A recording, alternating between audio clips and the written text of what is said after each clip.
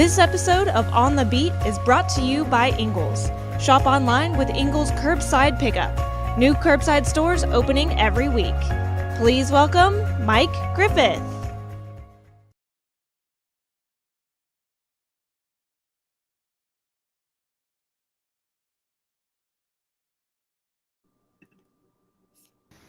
All right, go ahead.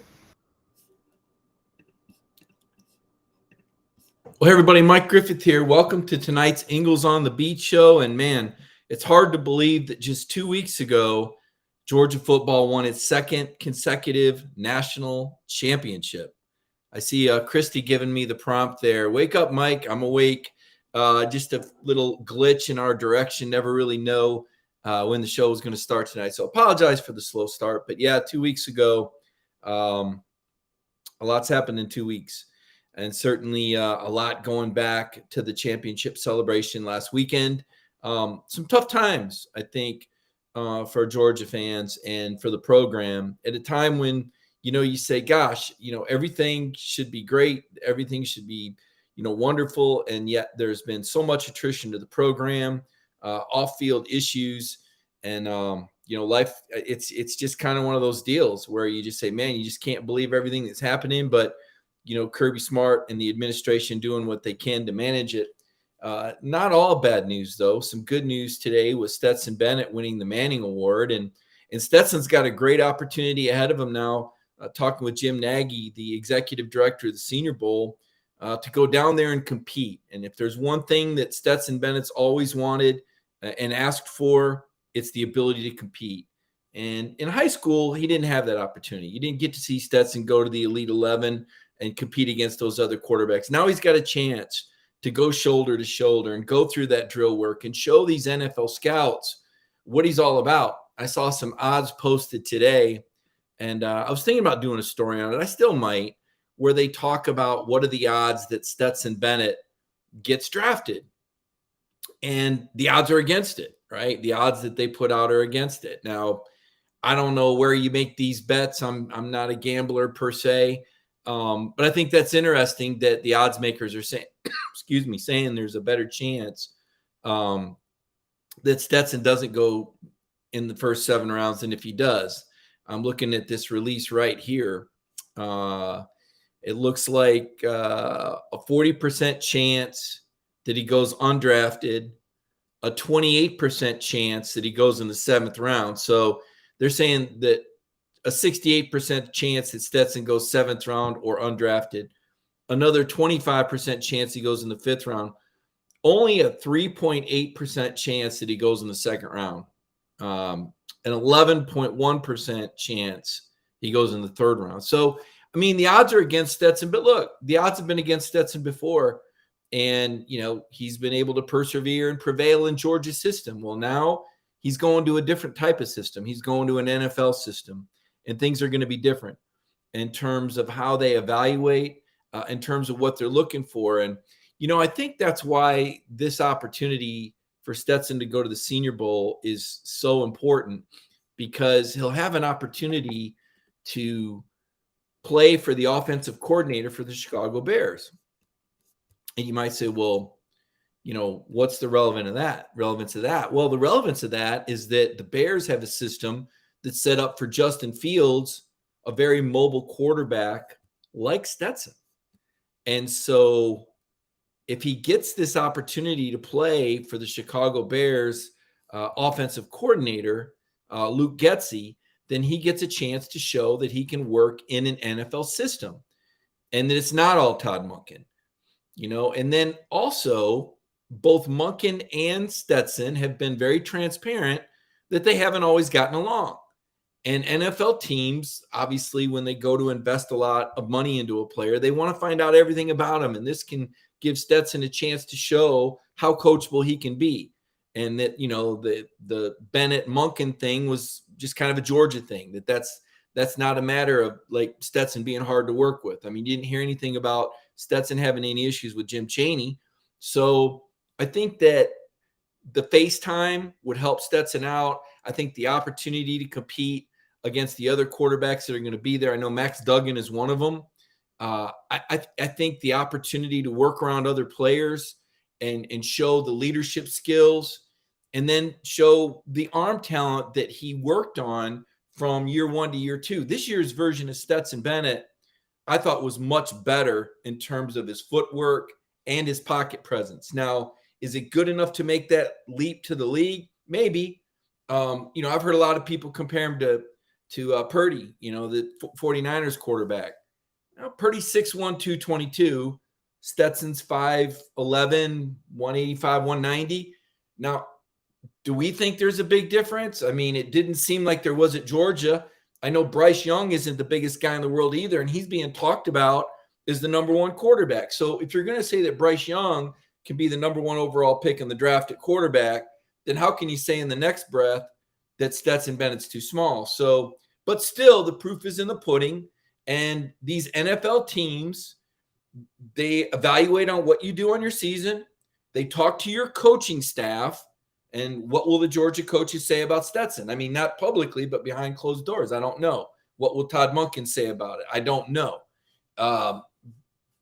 This part of the draft process is kind of a job interview. You get 1 week in Mobile to go side by side. It's not about your teammates. You can't say, oh, well, he just got it done because he's playing for Georgia and Georgia's better than the other team at every single position. You can't say that at the Senior Bowl. You can't say, oh, he just got it done because he's got the best defense in the country like he had at Georgia. No, you can't say that. Everything is broken down into individual drills, and it's an all-star game format. I think it benefits Stetson because, and I said this last week, and some people on Twitter, kind of came back hard and fast on me. I said, this is the kind of situation where Stetson would do well. And they said, well, what do you mean by that? Well, in all-star games, you don't have a lot of time to put in offense, obviously, and there's not a lot of familiarity with the call. So you have to keep things pretty vanilla and pretty basic on offense. So because of that, defenses can't blitz and they can't get too complex in their coverages. So it leads to more playmaking opportunities and scramble drills. And I kind of think that's what Stetson does well. I think when I think about Stetson at his best, and I remember his career and covering Georgia football the last 5 years, it seemed like I felt like he was at his best sometimes off the scramble. It didn't happen a lot. Most of the time Monken had drawn it up where the guy that was supposed to be open was open, and Stetson put it, in the vicinity where a guy like Brock Bowers or Kenny McIntosh could make a catch, and there was a lot of yards after the catch. A couple deep balls, those throws to A.D. Mitchell, I think we'll remember forever in the championship game against Alabama. And, this year, the anticipation that he had with A.D. breaking on the out. But when I think of big-time Stetson plays, a lot of them were scrambles for me or throws that he made off the run. And I just felt like there was a big jump between last year and this year for Stetson. A part of it was that the offense was designed more around him this year. Whereas last year, he kind of got thrown into the fire when JT was injured and kept having the recurring upper body injuries. They kind of threw Stetson in the fire. And Monken kind of had to figure it out as they went. And it was impressive, obviously. And 2021 was impressive for many reasons, just as 2022. I don't know that I really have a favorite between the 2 years. I think that they were both really cool and really good in their own way. I don't know, the 2021 versus 2022 game, who wins that?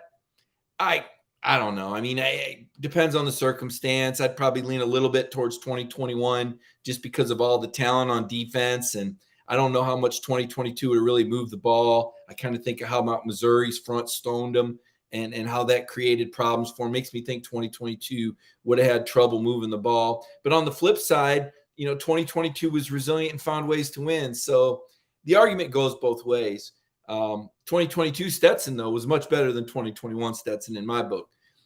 And Stetson's not the only person at the Senior Bowl. Kenny McIntosh is going to be down there. And Kenny really, I don't know if you saw the back-to-back, Kenny's the other guy up there. And Kirby chose to speak about Kenny at the championship ceremony. There was a reason for that.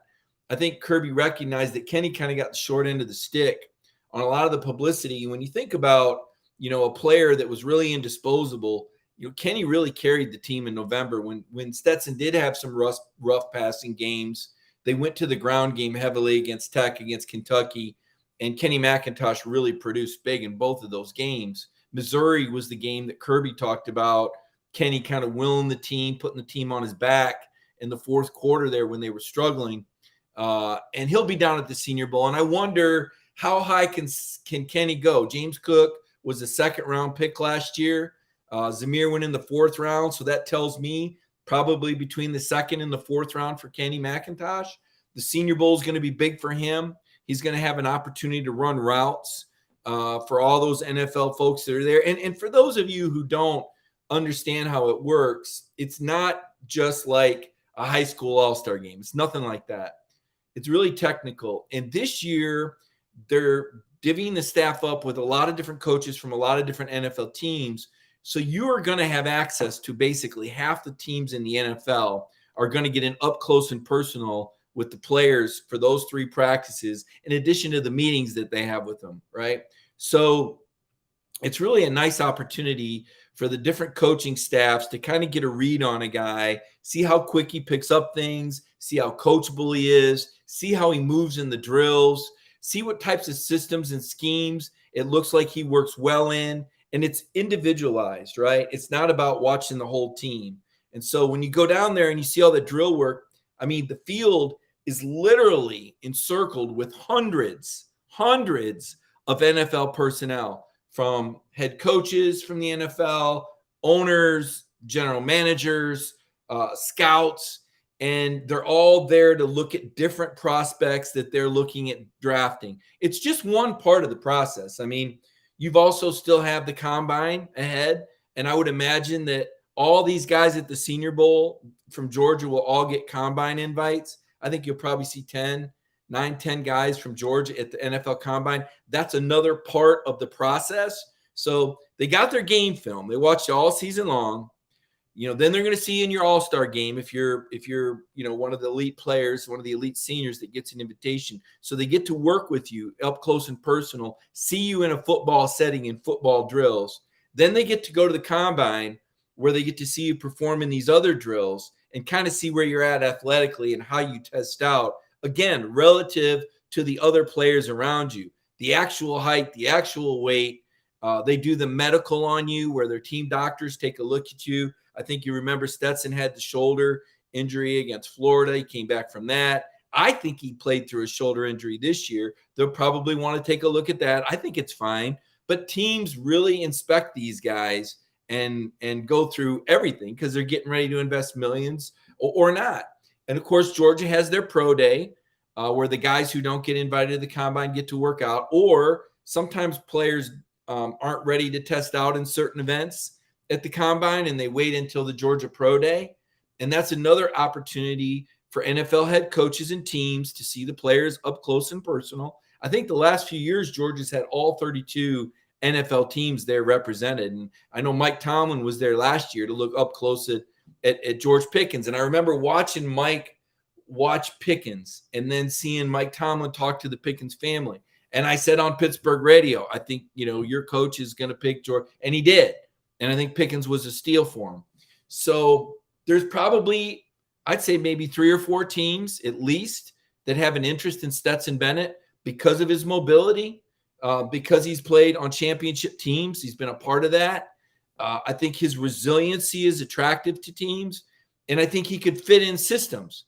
The Bears are one of those teams, and their coach is coming, and he's going to want to work with Stetson. I think the Falcons are one of those teams. I think today's news, and DawgNation broke the news about Stetson signing with a new contract agent that also represents Patrick Mahomes and Tua Tagovailoa.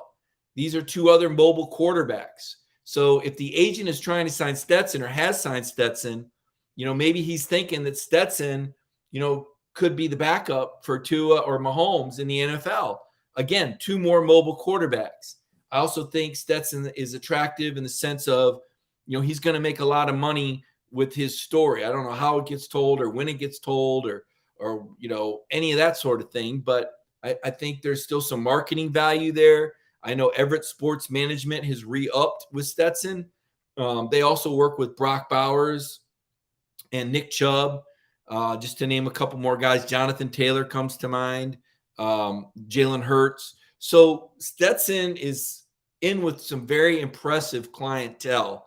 And typically that's a nice marker to kind of tell you that if the agents think they want to sign him, the agents have an idea what the NFL is thinking. Now, it's up to Stetson to follow through and compete and fare well and interview well. He's got to do those things. Again, he's got to separate and put Georgia behind him and move into the NFL version of Stetson, which basically means he has to humble himself again. Everybody does, not just Stetson. Kenny McIntosh, Warren, all the guys, when you go into the league, it's just like when the recruits come into Georgia. What you did does not matter anymore. You're signing a contract.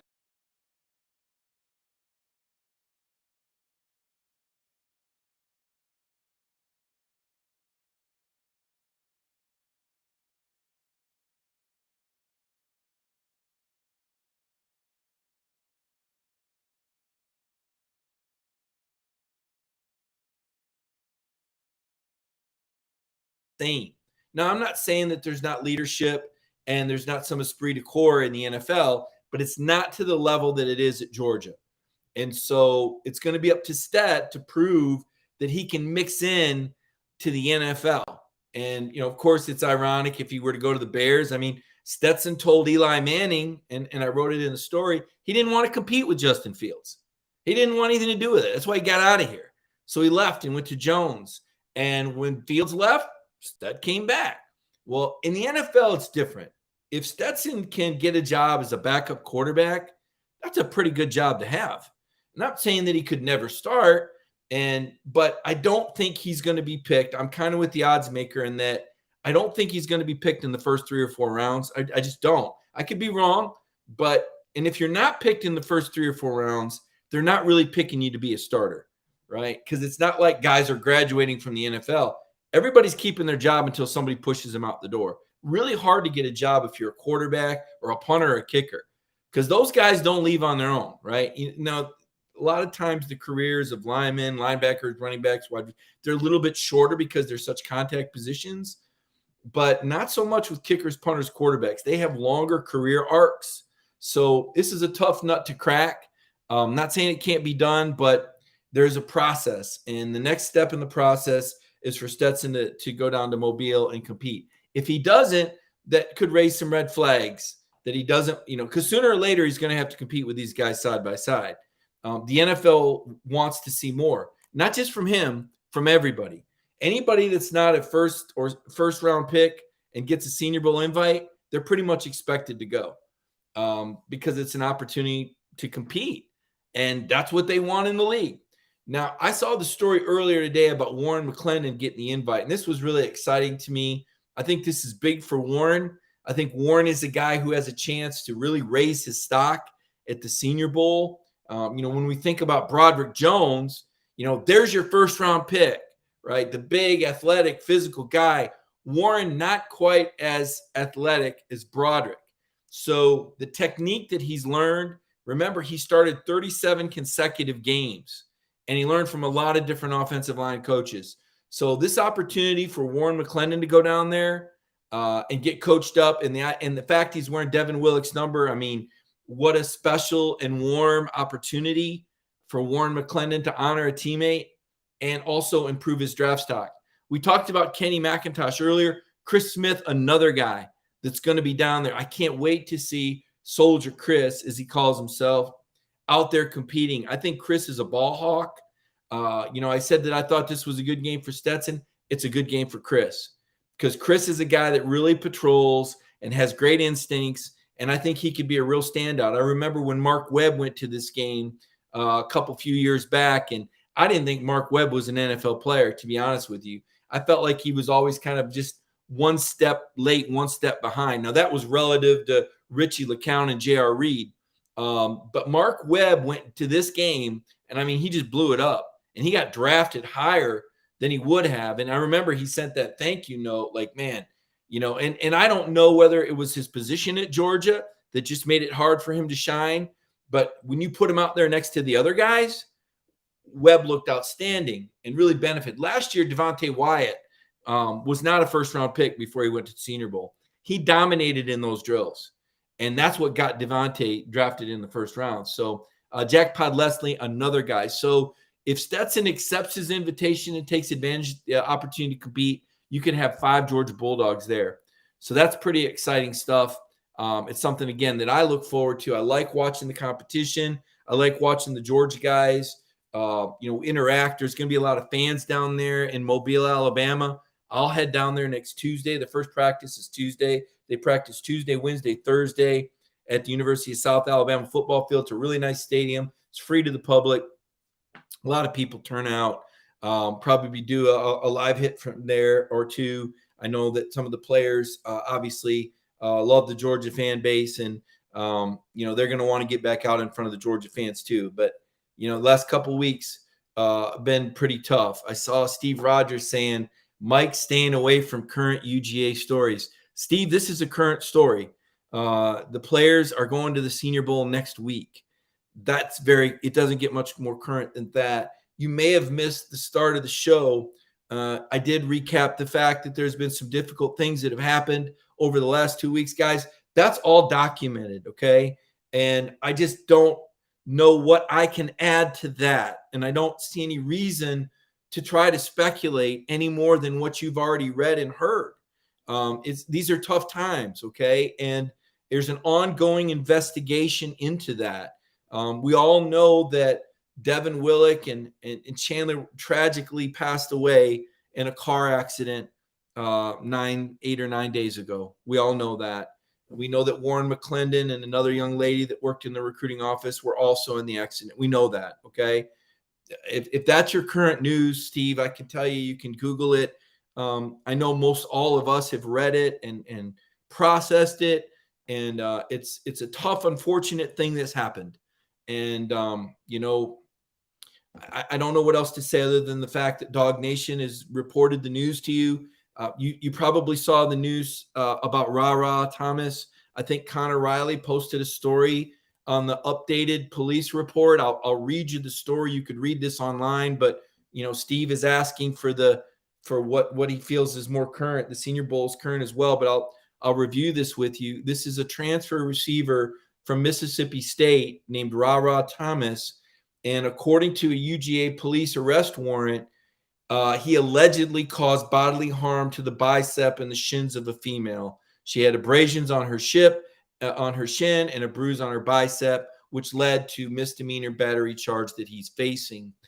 He was booked at 4 a.m. this morning, and Georgia put out a statement, and the statement from the University of Georgia is, "We are aware of a reported incident involving conduct by one of our student athletes. While we are limited in what we can say about the incident, the report is disappointing and not reflective of the high standards we have for our student athletes on and off the field.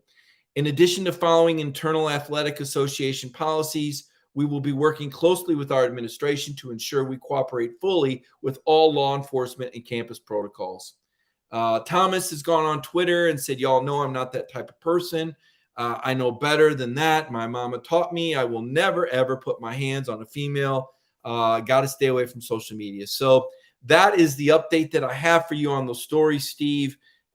Difficult and tough times in some respects for the University of Georgia, but also moving forward into the future for Stetson Bennett and the Georgia football players that are going to be invited to the Senior Bowl. Also, Robert Beal, a guy that is going to be playing in the East-West Shrine game a week from this Thursday. I've got Robert's number. I'm going to give him a call. I'll give you updates on Robert next week.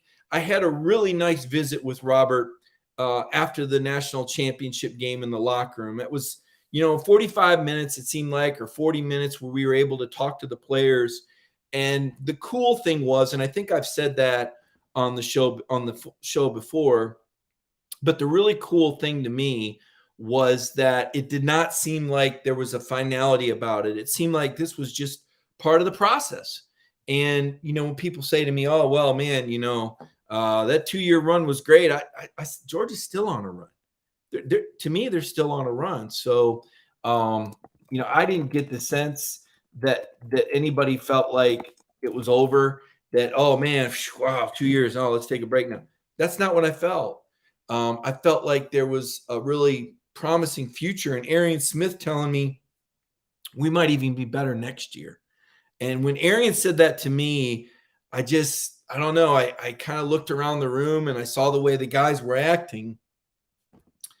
And I thought, yeah, I think so. Obviously, it's going to be very important to keep Todd Monken. You saw the reports on Tampa Bay have an interest. I think he has a home there. This is a tough one. If you're Coach Monken, I don't know what the end game is. Does he want to be an NFL offensive coordinator again?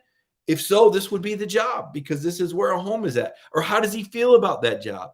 Does he want to work 3 more years? Does he want to work 10 more years? There's a lot of factors that we don't know, but there's factors that would lend you to believe that he could leave. And then there's factors that would lend you to believe that he would stay. I mean, Carson Beck is ready. Carson Beck's got 3 years of studying under Todd Monken. Does Todd Monken want to finish the job? Because Carson Beck has first or second round NFL talent. Can he put it all together? Jake Fromm says prototypical NFL quarterback. What about Brock Vandagriff? There's another really bright, strong kid that's been in the system 2 years. And Gunnar Stockton, they're all here for Monken. So I understand why he would leave. I understand why he would stay. And I just don't know the answer. But I know this. I know that Ingles brings you this show on Monday nights, and I know how much they mean to me, and I know how much they mean to you. And I appreciate y'all's patronage and how well you treat our sponsor, Ingles. So let's take a moment now and recognize our sponsor, Ingles. And when I come back, I'm going to look at the key losses, next year's team, and talk a little bit of basketball, just a little bit. So right now, let's take a moment and recognize our sponsor, Ingles. That Ingles sells more organics than any other store, or that they run their own dairy, or that they only serve USDA choice and prime meat? Did you know that they have more local craft beer than any place else, or that they have Energy Smart stores, or that they professionally slice and package imported cheese from Europe? Did you know about their giant international aisle, local farm partnerships, curbside pickup, wine department, or that they donate 3,956 meals a day to local food banks? Well, now you do. It's all in the bag. Ingles, low prices, love the savings. And welcome back, everybody, and pouring through the comments. And listen, I understand. Again, I want to be sensitive, and I want to address, and I want to be open, and I want to be honest. Folks, I've been in the business for 30 years, and that's a long time. And I'm proud of my career. I've worked at a lot of really great organizations. Idaho Falls Post-Register out of college, Lansing State Journal while in college, Anniston Star in Alabama covering Auburn, Mobile Register, where I really got my affinity from the Senior Bowl, and it covered Alabama there. The Knoxville News Sentinel covering the Tennessee Vols for years. MLive, which is kind of like AL.com, only for Michigan. Statewide entity, Grand Rapids, Ann Arbor, Kalamazoo. The SEC Country Project that we did out of Cox. And, DawgNation. And I've done work with AJC. And you know what? I look at my career like this. And I'll just tell you, and without diving deep into the details, I'll just tell you that I've been very proud of my association with AJC. I don't know, into the inner workings of this or that, and I know this is an emotionally charged time, but I'm going to tell you, I'm really proud to be a part of this company and in Cox Enterprises as a whole. And this is an emotional and it's difficult time, and I understand that. So I just want to tell you, I understand that, and I understand hard feelings. I understand hurt. I understand disappointment. I mean, I feel it right now, and it's tough. It's really tough. And I'm glad that we're all able to gather here every week and talk about Georgia football. I know you guys visit with BA every day on DawgNation Daily. DawgNation is, it's a great team. We've done it 5 years. We've got our cruise coming up. We've got a lot to celebrate. But I'd be lying if I didn't tell you these are tough times for everybody. AJC, DawgNation, all the entities that cover the University of Georgia, the fans, the administration. We're all in this some way, shape, or form. We all have our place, our job, our responsibility, and what happens sucks for everybody. So if venting in here helps you, please do that. But try not to be so hard on each other. Times like this are tough. And there's no reason to attack people. Different people have different perspectives for different reasons, is what I would tell you. But try not to hurt other people as a result of it. There's already kind of been enough pain as it is. So I understand the conversation. I understand the dynamics of message boards. I've been the guy criticized at times. Listen, I've written stories that people don't like from time to time. I've been doing my job, and it's not always easy. We're pretty spoiled covering the Georgia Bulldogs. I think you guys would admit that Kirby has built a dynasty, and most all the time, all the news is great. But unfortunately, we've been dealt a harsh dose of life, and it's been tough. So I want to acknowledge that, and I want to tell you guys I appreciate your comments, but please try to take it easy on one another, because it is hard for everybody in their own way. That's just kind of my thoughts on that. Now, moving forward, it's interesting that I'm sitting here telling you that I think Georgia can three-peat, and I'm looking at the guys they lost. I mean, I made this list. They may have lost 4 more first-rounders.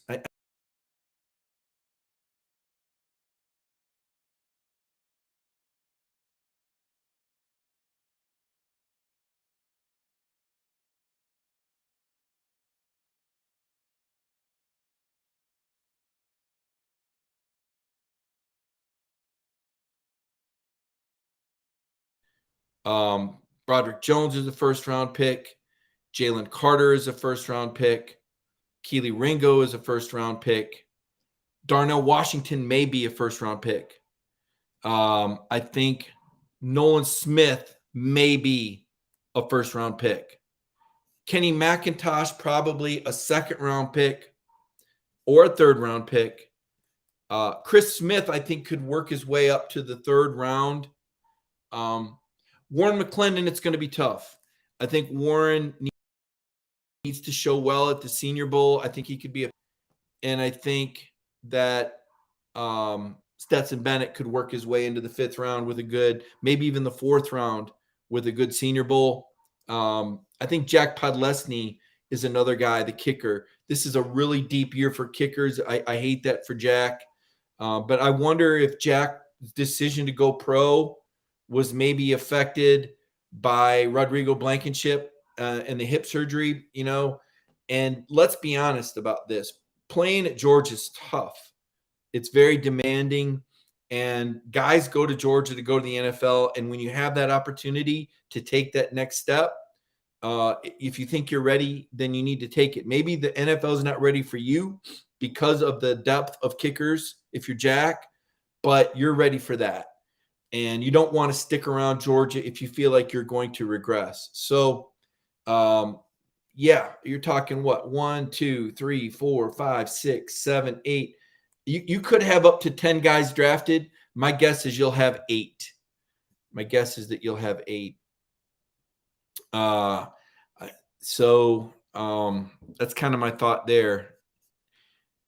Dom Blaylock still in the portal. I know we're not really sure with where Dom's going to end up. Dom is a guy, a fan favorite. I know a lot of fans were disappointed when he went in the portal. But I think Dom's a guy that gave his all for Georgia. He's got 2 national championship rings to show for it. He worked very hard to come back from the knee injuries. Remember that part is Bloody Tuesday. And while that may be okay for defenders, maybe offensive guys don't like getting hit so much, especially if you're Dom. And I'm not saying this is the case. I didn't talk to him about this. I could be wrong. But Georgia goes through a lot of receivers, and I think that's part of the reason why. And I think Georgia has a hard time attracting receivers, and I think that's part of the reason why. It's also part of the winning formula. So it's not for everybody. It's not for every position. But I think Dom will land on his feet somewhere really good. It is good that so many of these Georgia players that are transferring out are ending up in really good places. Nebraska getting Hood and Eric Gilbert and MJ Sherman. Texas getting A.D. Mitchell. Alabama getting Tresman Marshall. Georgia Tech getting Brett Seether. And I'll get on my soapbox a little bit here. I understand that there's a lot of challenges right now with loyalty for fans because the system's changed and kids can go other places. This is a change that was brought on because fans in general, the public in general, are at a time where they wanted the players to have rights. And there's no other business. This is what the Supreme Court said. I think Justice Brett Kavanaugh said this. There's no other business model out there where an employer has this much control over the employees. It's college football. So from a constitutional standpoint, you got to give these guys freedom, right? And you got to give them the opportunity to make money like anybody else that's in a trade that produces revenue. And so here we are, right? We're constitutionally sound, and it's changed the way our game looks. It's changed. Again, I told you earlier, I got on my soapbox and, Bull, I've been doing this, 30 years, blah, blah, blah. Actually 35 technically, since I started my freshman year of college.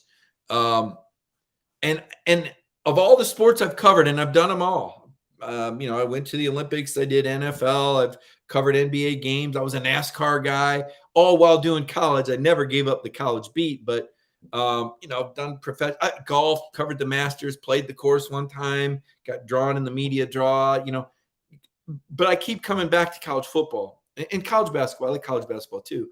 This is kind of where, at the end of the day, this is what I know better than anything, and covering 4 or 5 different schools, 6 different schools, I guess now. So I've gone through the changes just like you, and I've been reluctant at times, and there's things I like about it and there's things I don't like about it. But I kind of listen to Kirby, right? Every coach you cover, every coach I've covered, and I've covered a lot of Hall of Fame coaches at different stops, and Kirby is one of them. And if you're smart, you listen to what you can learn from coaches. There's a reason why Kirby Smart is making $112 million. He's a great leader, and he's a smart guy. And so when you listen to some of his principles and you listen to some of his philosophies and strategies, how could you not absorb some of that and learn some of that? And one of the things that listening to Kirby and understanding why he's so successful is he doesn't worry about things that he can't change. Like, he may not like this rule and he may not like that rule, but Kirby says, look, this is the hand I'm dealt. I don't have time to be worrying or complaining about it. It's my job to figure out how to play this hand I'm dealt better than anybody. He just doesn't make time for it. It's all about efficiency for Kirby. Okay, it's very linear. Does this help me win a championship? Yes or no? He's not going to get distracted and waste time on stuff that does not help him win championships. So the last 3 years, when I sounded off on here or on Brandon's show or on whatever radio show I was on, Feinbaum, SEC Network, about the Jacksonville game. And listen, it doesn't have anything to do with how I feel about Jacksonville. It has to do with Georgia trying to become a dynasty. Does it help to play a home game 380 miles away? No, it doesn't. It does not. So I get where Kirby's coming from. And I looked at it and went, boom, I'm there. Now, some people are like, oh, but you don't understand. I've got memories. I don't care about your memories. I don't care about your feelings. And know what? Neither does Kirby Smart. Kirby's got memories there too, by the way. He wants to win championships. And so he makes decisions and he expresses beliefs that are going to help his program win championships. And that is part of the magic of Kirby Smart, is that this is not a guy that worries about feelings or distractions. And he's very careful with how he allocates his time. And that's why he's able to do so much. Now, look, Kirby's not perfect, okay? And Kirby's not for everybody, right? Some people can't hack Kirby Smart. Some people don't like how combative he is with the media and how sometimes he can get a little snappy and snippy. I think it's fun. I've covered a lot of coaches like that.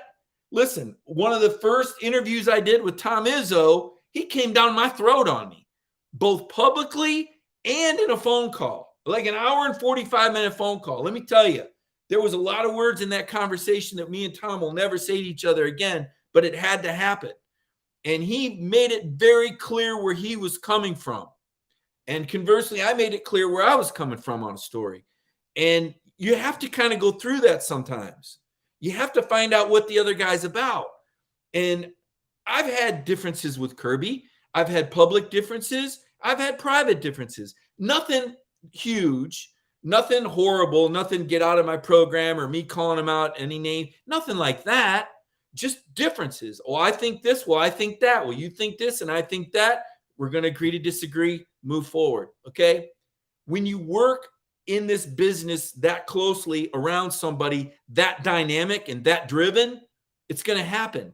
You've heard the coaches say they have differences on the field, right? And they have differences in the coaching office. The thing I like about Kirby is if you got a difference with him, he gets it out, you move on. He doesn't waste time. All right. Now, if Kirby thought somebody was a bad dude that was operating with anything less than integrity, they wouldn't be sitting in that room. Okay. You take a look at some of these guys on Twitter, and the ones that are in the room credentialed are the guys that have Kirby's trust. If they didn't, they wouldn't be in the room. Okay. And it's not for everybody. Dealing with Georgia on a day-to-day basis is not for everybody. You got to understand that. You got to know what you're signing up for. If you can't take the heat, don't go in that room. If you can't handle Kirby, if you don't really want to know what he thinks, don't ask him. Because sometimes you're going to ask a question and he's not going to like it. But you feel like you got to ask it, he's going to tell you what he thinks. I respect that. I don't have a problem with that. I don't mind it. I think it's funny. Last year I told Kirby you'd have 15 guys drafted. He said there's no way that's going to happen. You guys probably remember the video. If that happens, blah, blah. I'm not going to come back and say I told you so to Kirby. Sorry, come on, man. No, that's not why I'm in this. Come on. Kirby was just being Kirby. And I want that honest, off-the-cuff response from him. I don't mind it. Some people do. Some people get their feelings hurt. I don't. Because Kirby's intention is not to hurt anybody's feelings. It's to express how he feels about an issue or how he feels about a question. It's never personal with him. It's business. That's what he's about. Football is his business, okay?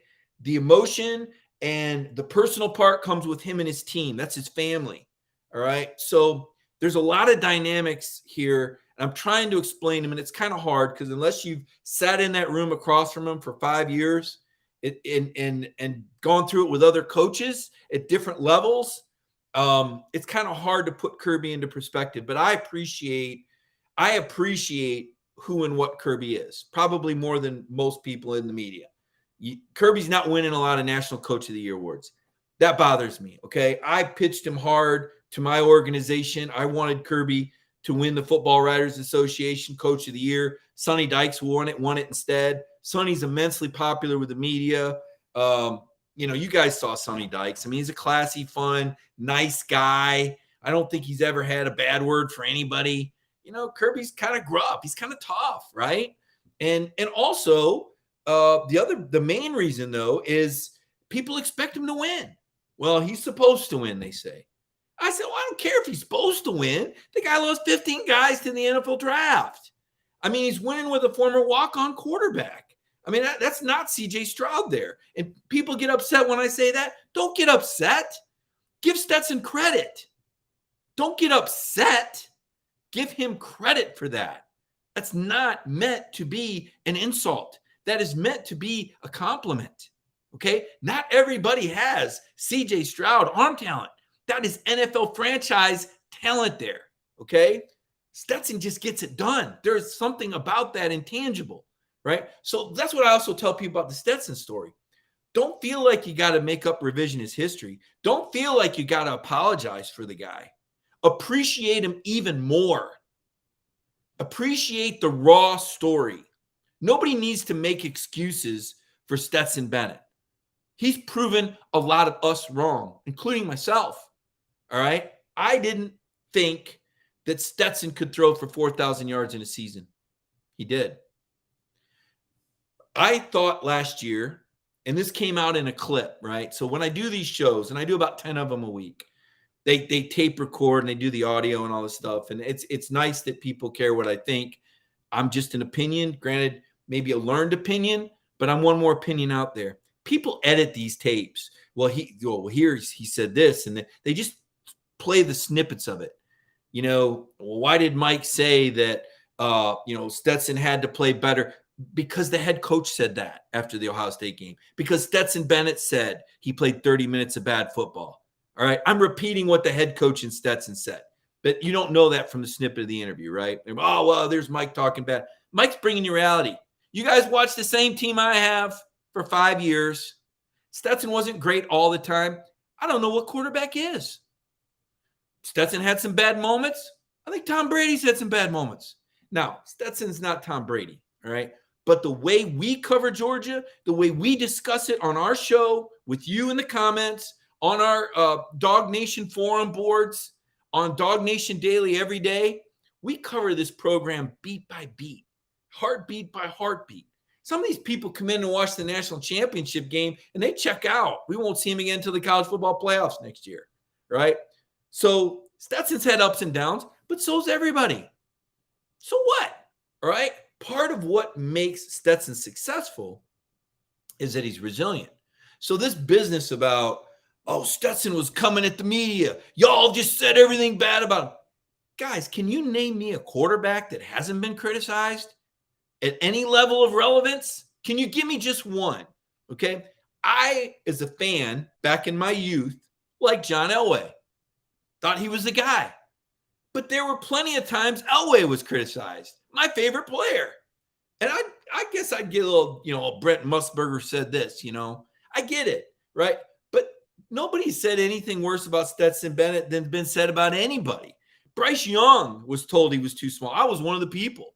Bryce Young shut me up, right? I said, oh, man, this guy's never going to get through a season healthy. Got through last year healthy.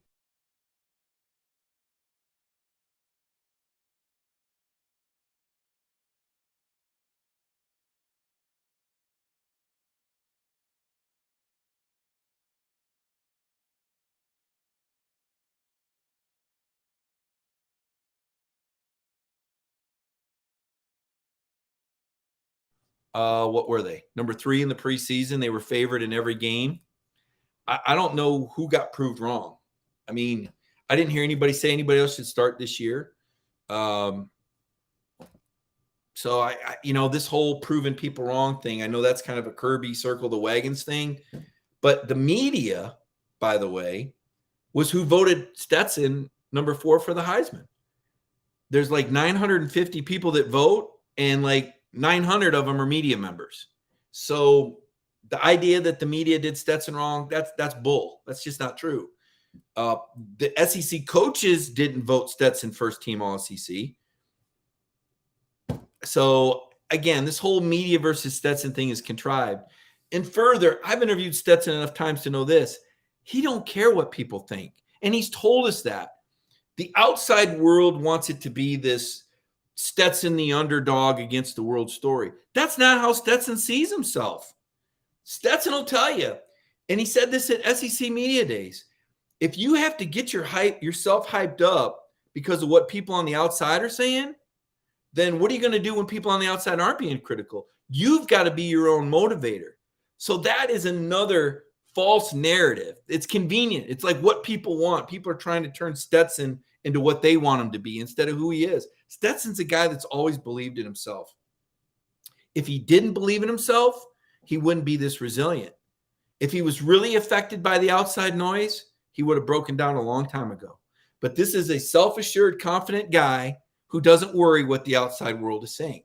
And that's what drives him. So when Kirby and Monken knocked him down to 3rd and 4th on the depth chart, not the media, the head coach and the offensive coordinator, when they dropped him down on the depth chart, he kept believing in himself. That's the real story. Not that the media hates Stetson. That's garbage. The media loves Stetson. There was like a half a dozen guys from Georgia that went up to the Heisman ceremony to write about him. There were tons of guys writing about Stetson on the Zoom. I'm writing about his agents. I'm writing about his career. If people didn't like Stetson, they wouldn't be writing about him. So I know people want to believe what they want to believe, but hey, I'm here to give you some truth tonight. If you don't like it, you don't have to listen. I get it. But this concept that the media doesn't like Stetson and then he's been any more criticized than Jake Fromm was, you think Stetson's been more criticized than Jake Fromm? I don't think so. Not at all. Do I think Stetson's been more criticized than CJ Stroud? No. CJ Stroud couldn't beat Michigan. Do you know how much he's had to hear that? Didn't win a Big Ten championship, right? So this concept, though, that there's been this out-of-line criticism, absolutely not true. Every quarterback gets criticized. Every quarterback gets criticized. It comes with the territory. It's just like being a head coach. And you've heard Kirby say it. Quarterback gets too much credit. Quarterback gets too much blame. And the thing that I like about Stetson is that when he played like garbage, he said he played like garbage. He said that he played 30 minutes of bad football against Ohio State. And you know when he said it? When I asked him, Stetson, what is it about you in the fourth quarter and your ability to come up clutch? That was the question. And his answer was, I don't know. I've got to look at the film. I felt like I played 30 minutes of bad football tonight. That's how he answered my question about being a clutch quarterback in the fourth quarter. Stetson kept it real with himself. He told Marty Smith that he played like A-S-S in the game. So people need to back off of the let's just hate and blame the media for everything, because it's just not true. And you all know that, okay? I think most of you know that. It's going to be different seeing Georgia football without Stetson Bennett next year. It's going to be really different. I see Jonathan Moore said, Jake didn't get nearly as much criticism. Oh, man. Jake, I don't know where you were, Jack, or Jake, but, man, Jake Fromm couldn't go more than one day without hearing how Justin Fields was a better quarterback. So y'all, I shouldn't say y'all, but, man, Jake really got drugged. And he, another guy that handled it really well. When you look at all this attrition and we talk about 10 guys that could be drafted, looking at the number of guys in the portal, 1, 2, 3, 4, Tresman Marshall at Alabama, 5. Someone asked me this earlier. I meant to circle back to this. Glenn Schumann. Someone asked me about Glenn Schumann. And I think he's staying at Georgia for 2 reasons. One, I think his wife just had a baby, and it's not exactly a great time to move, number one. But also, Glenn is Kirby's protege, and Glenn is doing an incredible job. I don't know what going to Alabama would give Glenn that Georgia's not. I mean, Georgia is the 2-time defending national champion, all right? Not Alabama. Alabama is as shaky as it's been in a long time under Saban, probably going back to 2007 or 8. I just don't see why Glenn would go there. Wife just had a baby. He's doing great things here. And then I saw on his tweet about Tresman that Tresman will be missed. That doesn't sound like a guy that's going to Alabama with Tresman Marshall. So I think you can rest easy on Glenn Schumann. I would lower the alert level on a scale of 1 to 5. Maybe the alert went up to about a 3. I'd bring it back down to a 1.5. I think you're pretty safe. Monken's probably at about a 3. That's one that, it could go either way, but Monken expressed how much he enjoys working for Kirby, how much he enjoys Georgia. I know he's invested in these quarterbacks. I'm sure he'd like to see the fruits of his labor with Carson, Brock, Gunner. These kids all stayed for him. They all believe in him, and he's dominating college football. I think Todd Monken is the preeminent offensive coordinator. I think he's got infinite job security here. Whereas in the NFL, you guys know it, 1 or 2 bad years and you're packing your bags and moving on. And I want to see what Todd Monken can do with other quarterbacks. JT was 7-0 and set a single season record for passing rating. Then Stetson came in and what was he, 29-3, and he also has a season record. So I don't know why Carson Beck couldn't set records, or Brock Vandegrift or Gunner. So I kind of hope Monken stays just for those reasons, because I think he's doing unbelievable work, and I know the Georgia fan base is great to him. So circling back around, I think next year's team is going to be really, really good, and I think the schedule is really conducive to another championship run. Now, remember, and I answered a lot of questions about this, Georgia doesn't play anybody. Well, remember, Georgia was supposed to play at Oklahoma, and the SEC basically said, yeah, you're going to have to lose that game because Oklahoma's joining the league. And because of all this contract stuff going on, I think that game was collateral damage. I wish that Josh Brooks and Oklahoma's AD, Joe Castiglione, could have moved that to a neutral site and saved the game. But I guess it's not meant to be. And as a result of that, Georgia's got a pretty weak schedule next year. So when it comes to non-conference teams, I think Georgia Tech's the toughest team. And I do think Georgia Tech is going to be tougher to contend with. You've heard me say that in here before. I think Brett Key is a really, really, really good coach. And you saw what they did against Georgia this year. I don't think Georgia did Georgia score till the second quarter of that game, middle of second quarter? Hard to believe it was the same Georgia team that played TCU that played Tech, right? Just goes to show you how good Georgia can be when they're locked in. And that was their best game of the year. And I just keep saying 65-7. Are y'all like me? Do you just keep going, man, was it really 65-7? I mean, that's like a blowout against some FCS. I mean, they didn't even beat who was that? Sanford that bad. That's twice. They beat him twice as bad as they beat. It's just 65-7. And it wasn't even like, I mean, they had the fourth-string running back in there. The fourth-string running back scored 2 touchdowns. It's like they couldn't stop. They couldn't stop scoring. Like Kirby couldn't put the brakes on. Those guys were hungry. And I think you're going to see a lot of that carry over. So there's a lot of promise and a lot of enthusiasm, obviously, for Georgia football still. Man, I feel like I'm going through a gamut of emotions tonight. We've talked about so many things, and I've expressed a lot of different opinions and given you a lot of like background on how things really are. Again, people want to believe what they want to believe. And listen, there's somebody out there that'll tell you whatever you want to hear. All you got to do is just keep scrolling through Twitter or changing news channels, right?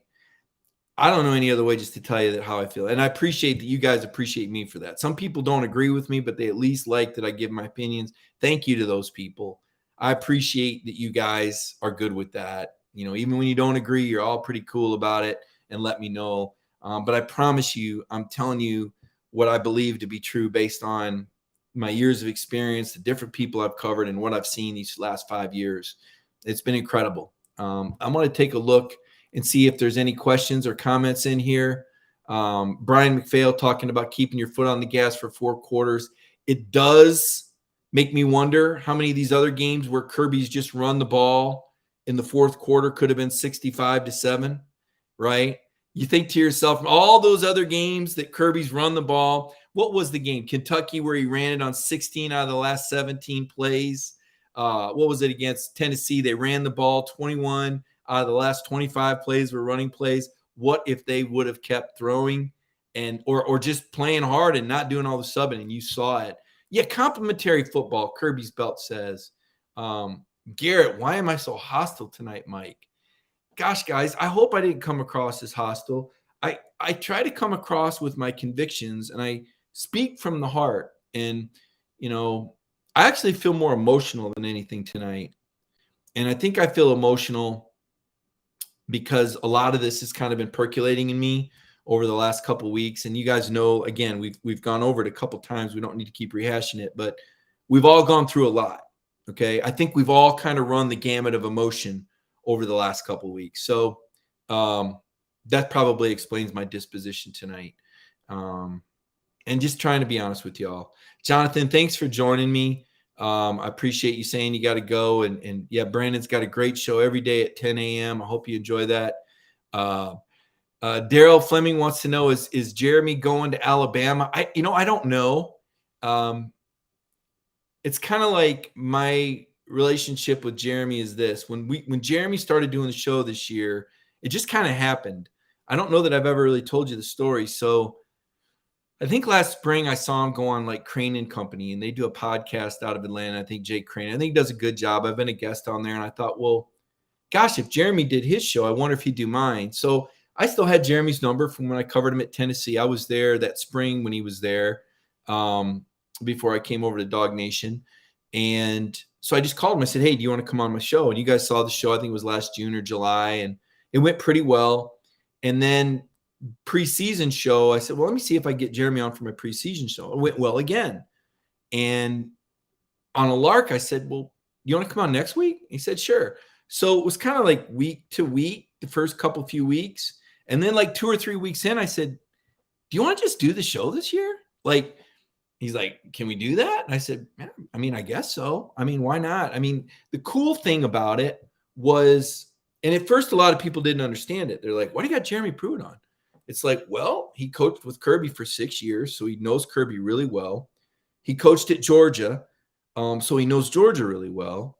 He knows Nick Saban really well, and Alabama looks like they're going to be the biggest threat. He coached at Tennessee, and Tennessee may be the biggest threat in the East. So Jeremy has knowledge about all these people.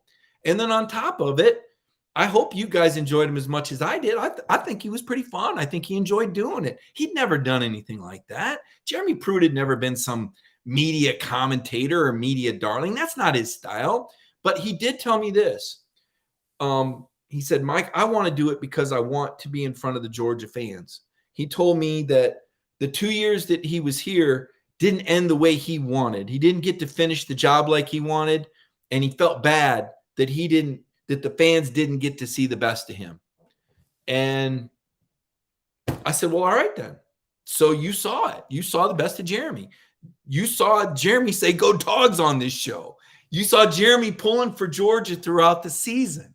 Now, how cool and unique was that for one season, because of all these crazy circumstances, what happened with him leaving Tennessee, and then he coached with the Giants the next year, and then that staff wasn't retained. So he had this year off with his family, and he spent it with us on Monday nights on DawgNation.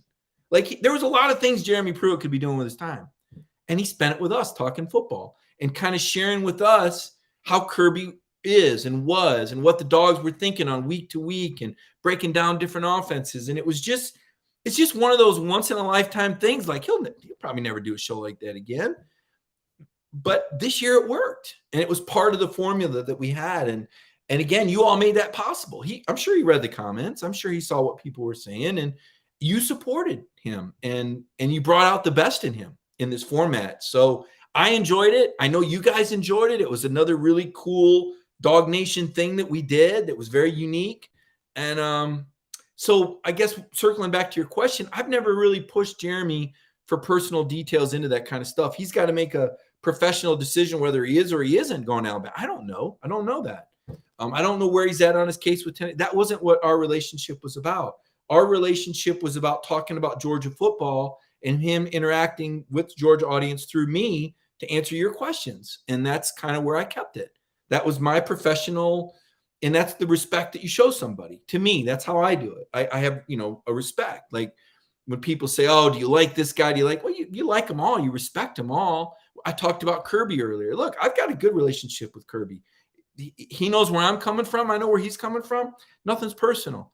And I think there's a good, healthy mutual respect there. People watch the press conferences and go, oh, he must not like you. He reacted. That doesn't mean Kirby doesn't like you. It means that's how he answered your question. Don't worry about that stuff. Barry asked about responses to an AJC. Here's the thing, folks. I mean, again, we all have our roles and our jobs. And I just hope y'all can appreciate and understand that. It's not thumbs up, thumbs down. It's just, look, everybody's trying to get through this and do their jobs. So I appreciate you being sensitive to that. Man, y'all were just great tonight. I really appreciated, the way the tenor, I think you guys really got it. Yeah, we're all moving forward. Okay. I'm going to wrap it up tonight. I want to thank you guys. I'm going to be at Tennessee. I'm going to see if the Georgia Bulldog basketball team can pull an upset. And Thompson Bowling Arena, covered a lot of basketball there as the beat writer when Bruce Pearl was the head coach. I'm impressed with Mike White. They kind of got out ahead, stole a few games that they probably shouldn't have. They let one slip away against Vandy. Tennessee is not a game they should win. Let's be very clear about that. If they can stay within single digits, that would be good. Tennessee is pretty doggone awesome this year. But South Carolina Saturday at Stegman is a big game. And the Dogs are going to try to get some momentum and correct some things from Vandy. So check it out. Wednesday night, 7 p.m., Georgia at number 4, Tennessee. Opportunity game. It's not like football. And then South Carolina on the weekend. We'll be following that closely. And then I'll be in Mobile, Alabama for the Senior Bowl. The thing to keep your ear to the ground for, if and when Stetson accepts the Senior Bowl invitation, this would be a huge, huge platform for Stetson Bennett to get to compete with the best in the country in front of the NFL scouts. So tomorrow, DawgNation Daily. Don't forget Wednesday night. Jeff Santel does a great job with his recruiting show. Check out our stories on DawgNation.com. You can follow me on Twitter at Mike Griffith 32. Everybody have a great night and have a great week.